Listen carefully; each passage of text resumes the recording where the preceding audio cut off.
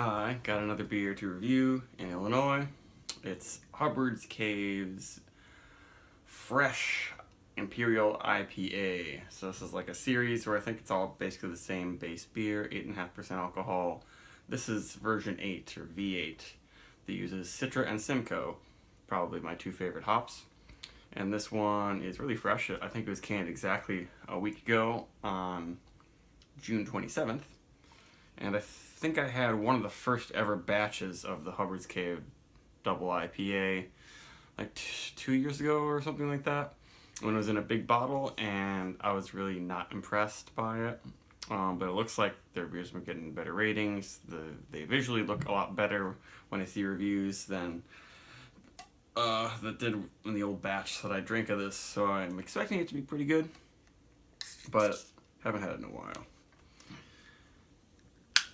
And getting it on my fingers as usual.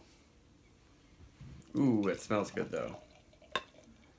And that has a beautiful pale haze. Head looks like it'll die down pretty quickly. Not thick and soapy head, but I'm smelling some delicious Citra and Simcoe aromas already. And it's really pale, perfect haze, nearly opaque.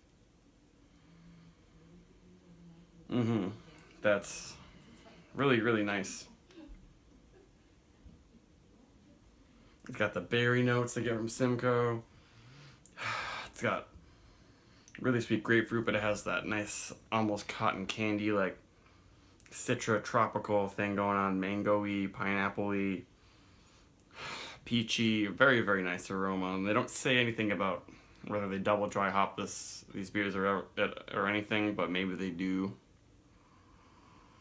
And the yeast is kind of standing back in this. I'm not noticing many yeasty aromas or anything.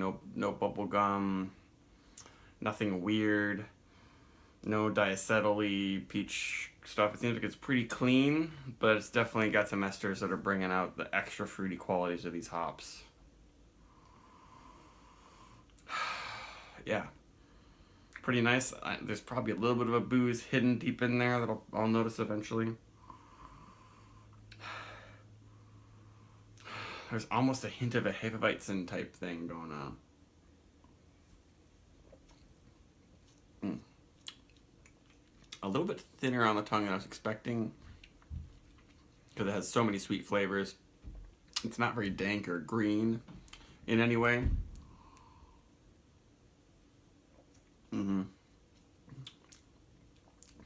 Yeah, a little bit of a booziness in the finish. Lots of pina colada kind of notes on the tongue. I'm getting some spiciness. That's pretty good, helping to dry it out a little bit, because it is pretty sweet. It doesn't have much of a full body. It's not syrupy. I wonder if maybe I'd like this if it were just slightly less attenuated, like maybe 8.2 or something, or just 8%. But then maybe I would think it's just too sweet. It's pretty well balanced as it is now, but it doesn't have a nice soft body to kind of give it that creamy actual juiciness.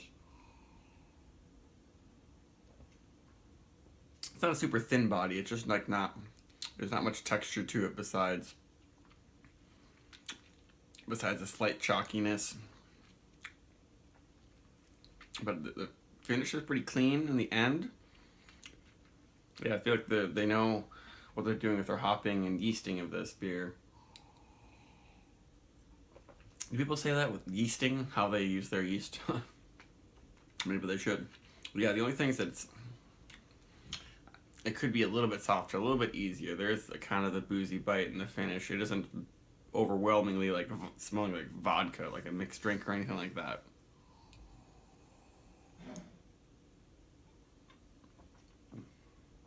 But it's pretty nice. I do like the flavors. It's just missing a really nice mouthfeel. That's what I wish it had. Otherwise, it's pretty darn well done. But it's just a little bit lifeless on the tongue, I guess I would say. It's kind of spritzy. But that's a pretty good beer. I'm glad I only snagged one, though.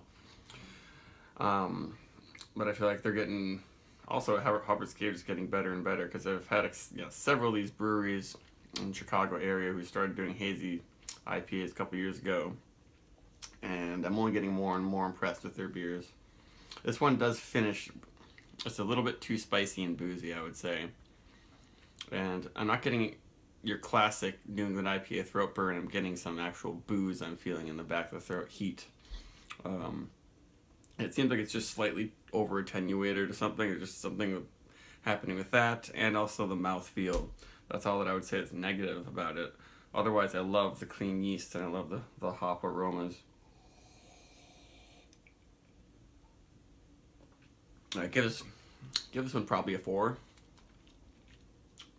I can see how a lot of people really like this. This is super close to the best stuff coming out of, the New England. I think some batches of Trillium are pretty similar to this. Some of the ones that aren't quite perfect and are on point. But being able to do that is very, very, very impressive. Yeah, I would probably recommend picking up one of these Hubbard's Cave IPAs if you like this sort of thing, and just like picking the one with the hops that you like the most. And I do like the Citra and Simcoe, but as I drink this more and more, I'm getting a little more bored of it. It has this lingering, spicy, boozy thing that's not really as nice as all that tropical and sort of vanilla, cotton candy, all that aroma from the Citra and Simcoe. Loved that at first. It still smells really good, but it leaves it's not perfectly pleasant feeling on the palate. So I'll say about 4 plus for Hubbard's Cave IPA V8. Goodbye.